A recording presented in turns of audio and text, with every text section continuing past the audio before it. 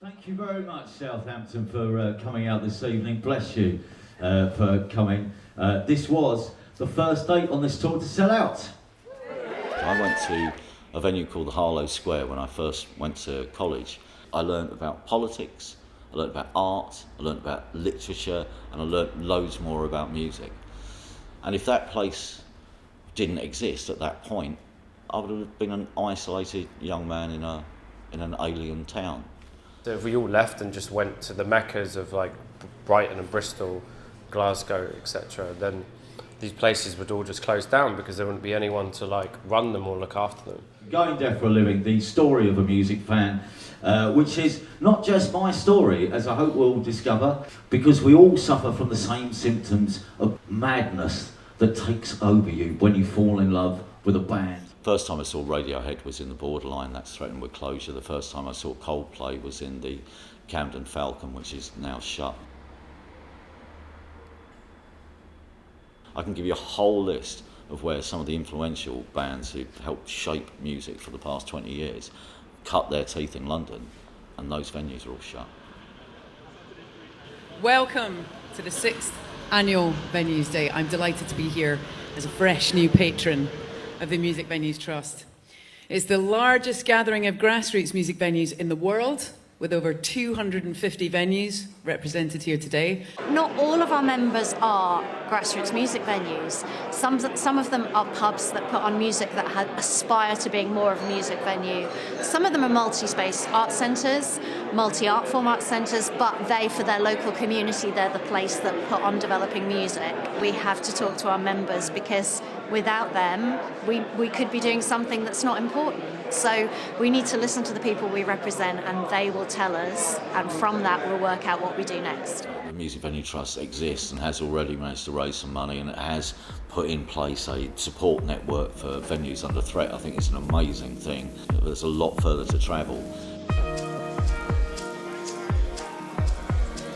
We tried this last year and it seemed to work, so we're going to do it again just to share some of the stories, some of the challenges that we will face in grassroots live music around the country. It's the finances, really, that are leading to so many venues beginning to close through business rates and rents and threats of closure through complaints about noise.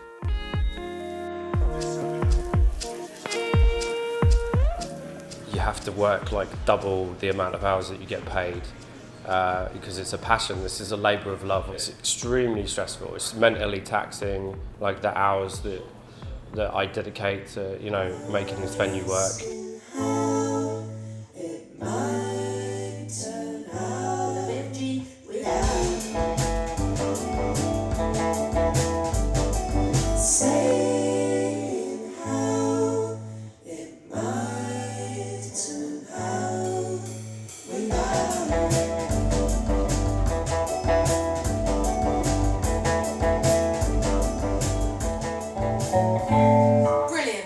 Thanks, Martin. Cool. Yeah, but yeah, it's a lot of shows this tour. Some of the places we've already been, and some of the places we've been, like with This Is the Kit or something as well. Sort of full of. So, yeah, it's nice to go back to some place and undergo some new places.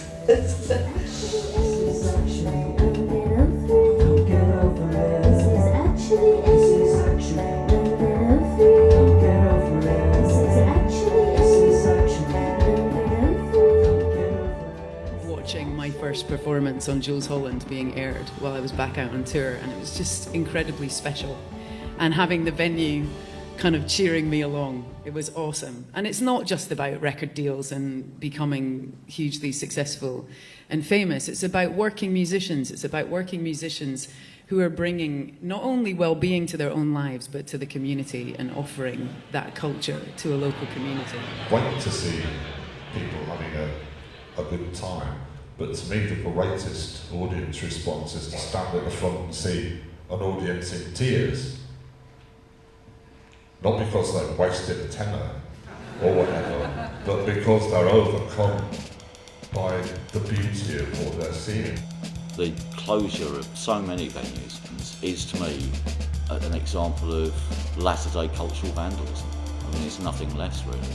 These are the people who they do an incredible service for the underground live music industry in Southampton. And so I'm going to play them a song. This one's for everyone at the Toronto. This song is called Photosynthesis.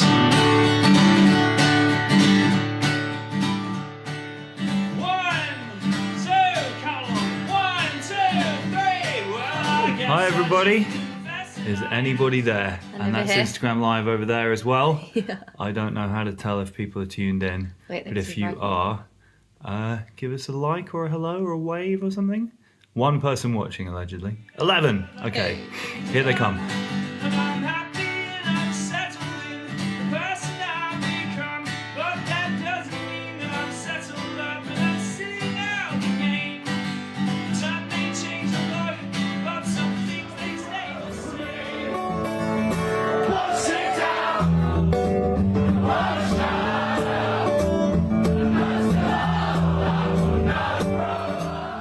Please, if you have a spare couple of quid lying around, it doesn't have to be anything more than a few quid. If you can throw it in, there's the fundraiser. Do we have a fundraiser update? We're doing so well, we're currently nearly at 9 grand. Nearly at 9 grand. Come on, we can beat that 10 grand target, ladies and gentlemen. We can do it together. One of the things we'll try and do tonight is, and I try and justify this weird musical insanity by describing it as the 3 I's of pop music, which is infatuation, infuriation. If I'd only played and 2 gigs and then played the 100 Club in London, I'd have been rubbish when I played the 100 Club in London, because I wouldn't have worked out what worked and what didn't work and what was good in the set and what wasn't so good in the set, and also to a certain extent just grown in confidence a little bit. Every band who's ever done a 30-date tour or a 20-date tour will tell you at the end of those 20 dates they were a much better band than they were at the start of it, and that's why you need these places, really.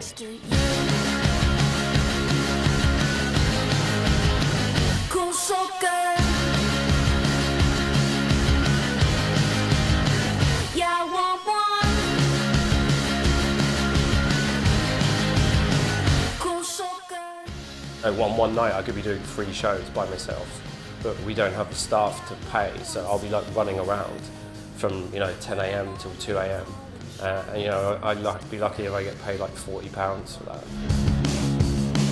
And then the next day you've got to be up to answer emails at 10 a.m. when you've just worked like a 14-hour day running around. The mental health issue in the music industry is masked a lot by alcohol and drugs. And then people have breakdowns, and I've seen it happen to my friends that have quit or given up. It's happened to myself last year where I kind of like hit a wall and had to stop for like a couple of weeks.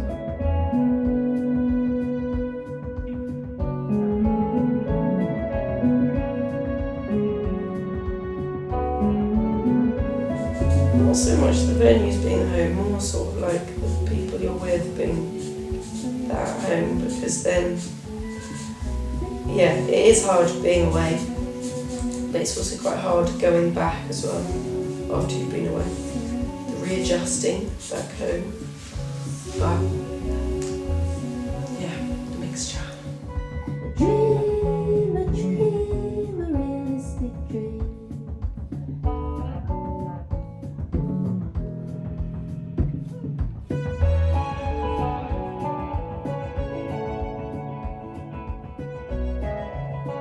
I wanted to integrate young local sixth formers who were growing up in a city characterised by low horizons into an inclusive students' union, cosmopolitan type atmosphere. And people come back to me and they talk about the Adelphi and they say, oh, I grew up at the Adelphi. Loads of people say that. And I think that's a legacy of the principles I founded the Adelphi on. What's the next chapter? It's always a question of feeling your way. I think the role of music is being diminished quite rapidly, and I feel quite strongly about that. It's all very well for culture secretaries to stand up and say it's a wonderful thing, British pop music, best in the world. You cannot honestly stand up and say that unless you, as a government of whichever colour, is investing in it or helping it thrive by letting it do what it should do.